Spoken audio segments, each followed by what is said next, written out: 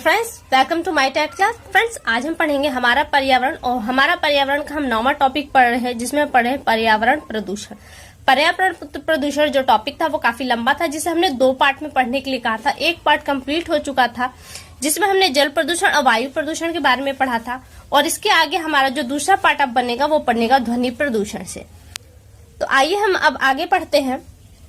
आगे है, आपने अनुभव किया होगा कि विवाह व जुलूस पार्टी आदि में प्राय लोग तेज ध्वनि में डीजे बजाते हैं। इससे कानों में अजीब ढंग का आभास होता है। थोड़ी देर तक धीमी आवाज भी ठीक से सुनाई नहीं देती, यानी कि डीजे के पास से आप जब हटते हैं तो जो मीठी ध्वनि है या एकदम हल्की ध्वनि है वो ध्वनि भी नहीं सुनाई देती, क्योंकि इससे कानों पर एक दुष्प्रभाव पड़ता है। वास्तव में जब ध्वनि का कानों व मस्तिष्क पर प्रतिकूल प्रभाव पड़ने लगे तो उसे शोर कहते हैं, और यही ध्वनि प्रदूषण कहलाता है। ध्वनि प्रदूषण अब होता कहाँ से, कौन से रीजन है जहाँ से ये उत्पन्न होता है, तो यहाँ पे दिया है ध्वनि प्रदूषण के कारण। पहला पॉइंट है, यातायात के साधनों की तेज ध्वनि भी ध्वनि प्रदूषण का कारण बनती है। इसमें कुछ एक्सप्लेन करने वाला नहीं है, जो मैं एक्सप्लेन करूँ आगे चलती हूँ। टीवी, रेडियो, डीजे आदि का तेज ध्वनि में बजाने पर ध्वनि प्रदूषण होता है। पटाखों की तीव्र आवाज से भी ध्वनि प्रदूषण होता है। उद्योग में प्रयोग की जाने वाली मशीनें, सायरन व जनरेटर आदि की ध्वनि प्रदूषण का कारण बनते हैं। इसके अलावा आगे दिया है, आगे है प्रकृति में घटने वाली कुछ प्राकृतिक क्रियाएं जैसे बिजली कड़कना, तूफानी हवाएं व ज्वालामुखी विस्फोट से भी ध्वनि प्रदूषण होता है। किंतु ये घटनाएं बहुत कम समय के लिए होती है। जैसा कि आप जानते हो कि बिजली कितनी देर तक कड़कती है। इससे इनका दुष्प्रभाव होता तो है, लेकिन बहुत नगण्य या कम होता है। ध्वनि प्रदूषण का प्रभाव, अब ध्वनि प्रदूषण होता है तो उसका क्या असर पड़ता है, ये दिया है। ध्वनि प्रदूषण से आंशिक या पूर्ण बहरेपन की समस्या हो सकती है या हो जाती है। मानसिक तनाव, सिरदर्द, चिड़चिड़ापन व अनिद्रा की समस्याएं भी ध्वनि प्रदूषण से ही होती है। अधिक शोर में रहने वाले व्यक्तियों में रक्तचाप के बढ़ने व दिल का दौरा पड़ने की संभावना भी बढ़ जाती है। अधिक शोर के कारण पशु पक्षियों को भी अपना आवाज छोड़ना पड़ जाता है। ये सब किसके प्रभाव है? ध्वनि प्रदूषण के प्रभाव है। ये जो पॉइंट आप देख रहे हैं येलो बॉक्स, ये बहुत ही ज्यादा इम्पोर्टेंट है। ध्वनि की तीव्रता किससे नापी जाती है? तो डेसिबल से है। यहाँ पे दिया है कि ध्वनि की तीव्रता मापने की इकाई क्या है? डेसिबल। अगला पॉइंट है कि 80 डेसिबल से अधिक तीव्रता की ध्वनि कानों पर विपरीत प्रभाव डालती है। वहीं 120 डेसिबल से अधिक की ध्वनि आपके कानों को बहरापन भी बना सकती है। अब आगे दिया है कि ये जो ध्वनि प्रदूषण है, अब इसे नियंत्रण कैसे करेंगे, हम क्या करें कि ये ध्वनि प्रदूषण नियंत्रण हो। तो जाहिर सी बात है, जो कारण थे उन्हें हम कंट्रोल कर ले। जैसे वाहनों में तीव्र ध्वनि वाले हार्नों का प्रयोग न किया जाए और उनका जरूरत पड़ने पर ही प्रयोग किया जाए। रेडियो, टीवी, डीजे आदि का कम प्रयोग किया जाए।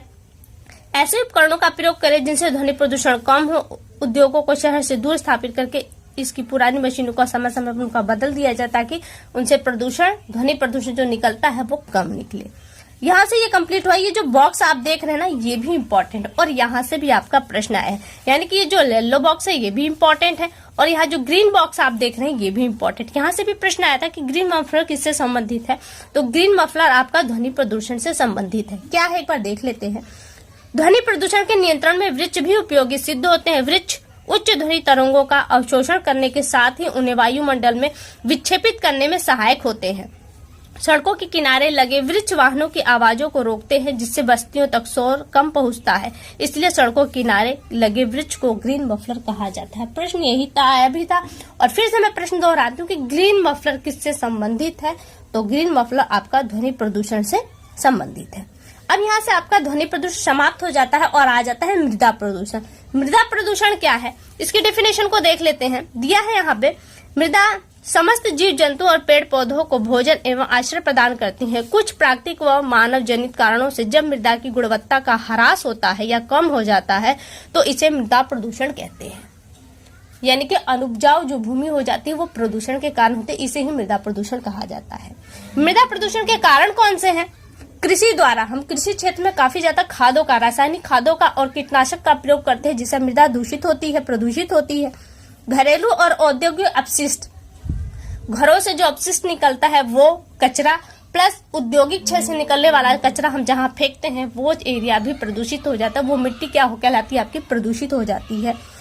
वनों का विनाश, वन पर्यावरण को शुद्ध रखने के साथ साथ मृदा अपरदन को भी रोकते हैं। वनों की कटाई से जीव जंतुओं की कमी व मृदा अपरदन जैसी समस्याएं उत्पन्न हो रही है, इसलिए हमें वनों का विनाश नहीं करना, वन पौधों को लगाना है।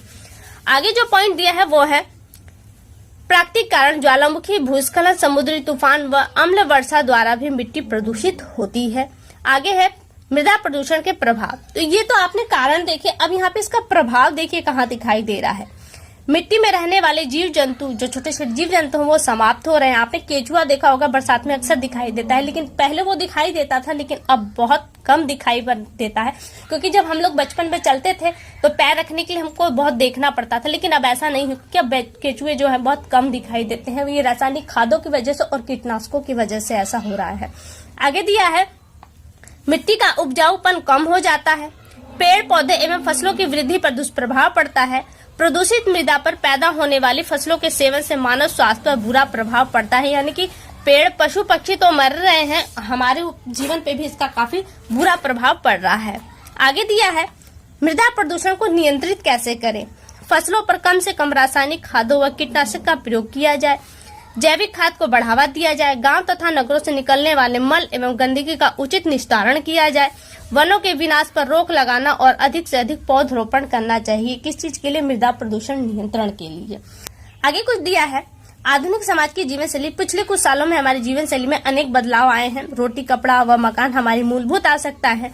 इन आवश्यकताओं की पूर्ति हेतु लोग विभिन्न प्रकार की सामग्रियों का प्रयोग कर रहे हैं, जो किसी न किसी रूप में पर्यावरण को प्रभावित कर रहा है, जिसका विवरण निम्न है। ईंधन एवं बिजली। आज ईंधन में बिजली खपत लगातार बढ़ रही है। बिजली का प्रयोग हम केवल प्रकाश देने के लिए नहीं, वरन टीवी, फ्रिज, एयर कंडीशनर आदि अन्य बिजली से चलने वाली मशीनों व उपकरणों आदि से कर रहे हैं। जितना इनका हम प्रयोग करेंगे उतना प्रदूषण फैलेगा और ये प्रदूषण कहीं न कहीं फिर हमारे ऊपर ही हावी होगा। दिया है ना, उपकरणों के अतिशय प्रयोग से प्रदूषण भी बढ़ रहा है। अगला पॉइंट है प्लास्टिक। आज घर में देख रहे हैं, छोटी से लेकर बड़ी चीज, हर चीज आपको प्लास्टिक की नजर आ जाएगी। लोग बाजार में सामान लेने के लिए झोले के स्थान प्लास्टिक की थैली का प्रयोग कर रहे हैं। दैनिक जीवन में अनेक उपयोगी वस्तुएं जैसे डिब्बा, बाल्टी, खिलौने, फर्नीचर, सजावट का सामान प्लास्टिक से बनाए जाने रहे हैं, जबकि प्लास्टिक व ईंधन से बनी हुई वस्तुएं नष्ट नहीं होती। प्लास्टिक के बोतल, पॉलीथीन आदि उपयोग के बाद फेंक दी जाती है, जो नालियों के पानी को बहाव का अवरोध उत्पन्न करती है। इसे खाकर जानवर भी मर जाते हैं और मिट्टी पर जहाँ इसकी परत बनती है तो इससे मृदा प्रदूषण भी फैलता है। डिटर्जेंट दिया है, किन चीजों से फैल रहा है और किस तरह का पोल्यूशन फैल रहा है, ये चीजें आपको बताई जा रही हैं।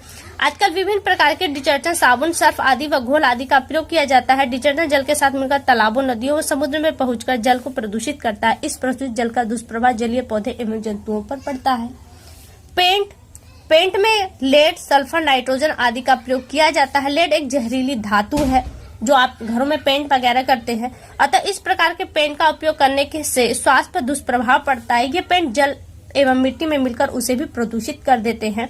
आजकल खाद्य पदार्थों में भी रासायनिक रंगों का प्रयोग किया जाता है, जो मानव स्वास्थ्य के लिए हानिकारक है। आगे दिया है प्रशीतक।